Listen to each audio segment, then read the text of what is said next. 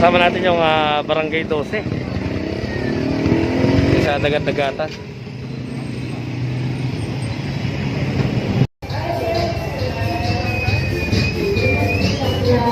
Saan ba dyan, sir? Napatanggal ko, hindi naman pala pulis. Oo. Karamihan pulis yung hindi lalagay niyan. Oo. Mga ito, napapanggap na pulis kaya hindi naman pulis yan. Kaya pinapatanggal ko.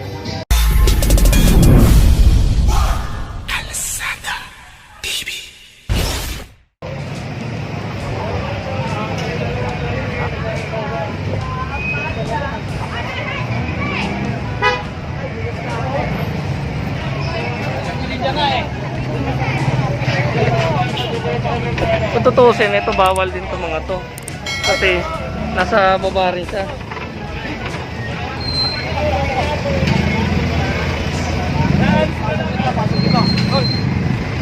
So yan, sabihin na lang sila na ipasok muna yung ano.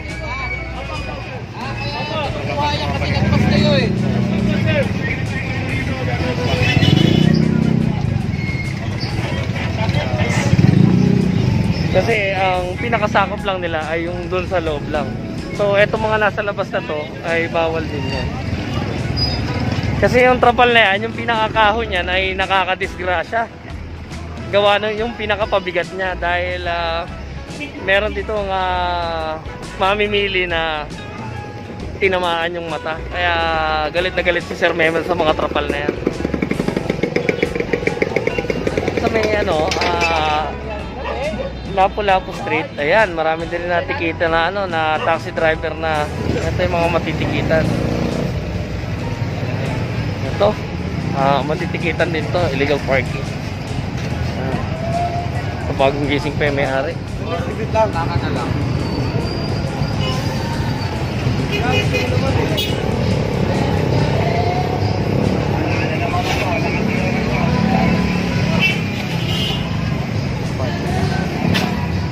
So dito, may sidecar naman na ano, binit-bit. Dalawa.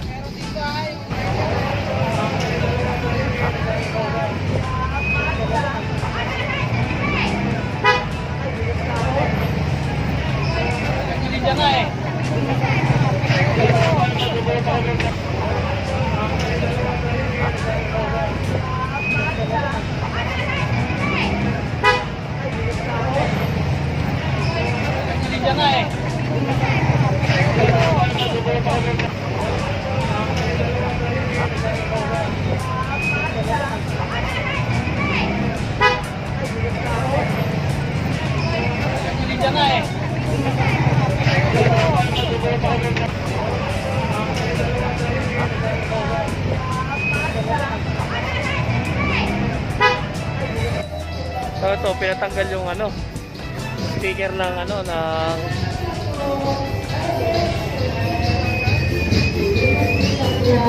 saan ba dyan, sir? Napatanggal ko, hindi naman pala pulis. Oo. Karamihan pulis yung hindi lalagay niyan. Oo. Mga ito, napapanggap na pulis kaya hindi naman pulis yan. Kaya pinapatanggal ko.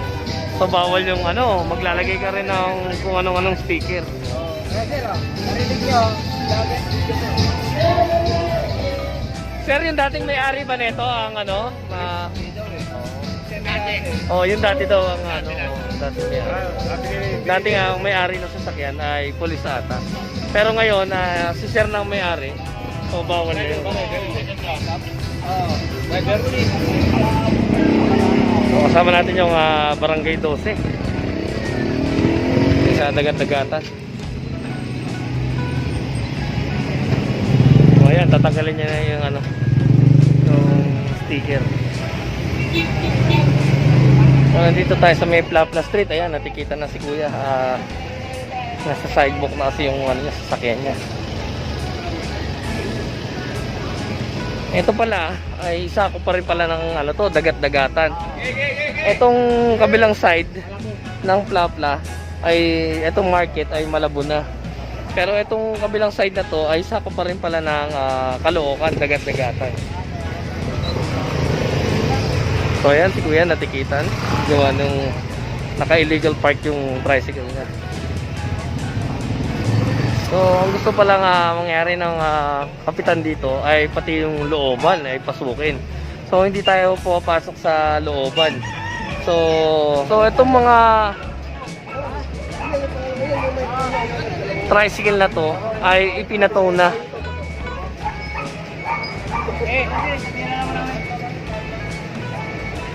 So, nandito na tayo sa Scout Chumatoko na kung saan, ayan, tinitikitan din yung mga naka-illegal park dito. So, hanggang doon sa taas, marami naka-illegal park. Ganoon din yun sa kanto ng Mother Ignacia. So, titikitan lahat yan. So, dito ganun din, illegal parking din. So, ayan, labas na nga siya sa may kalsada. So, ayun, nakalabit pa ni Ma'am Cesar. Baka pwede naman daw. Na mababa lang din pwede. Dalawang sasakyan. Dito, mga taxi na to, ganun din dito.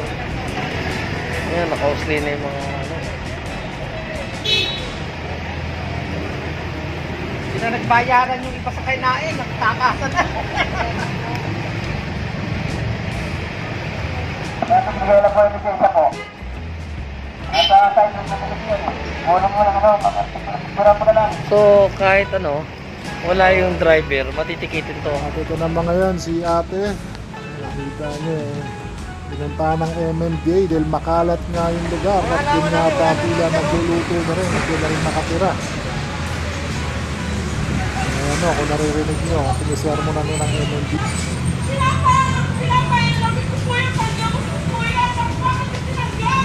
Nagalit si ate. Nagalit si ate.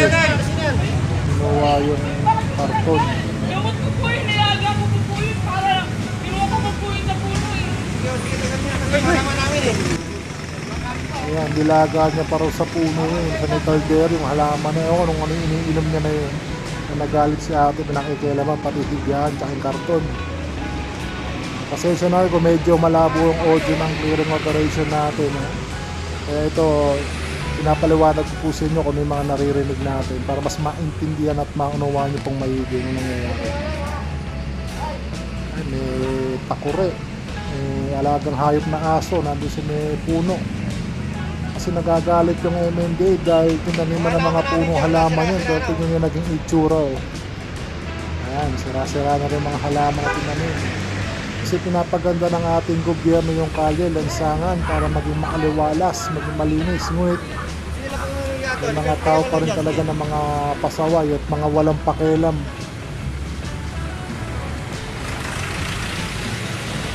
Ayan si ate. Walang tiraan si ate. Kaya napilitan tumira dyan sa lansangan.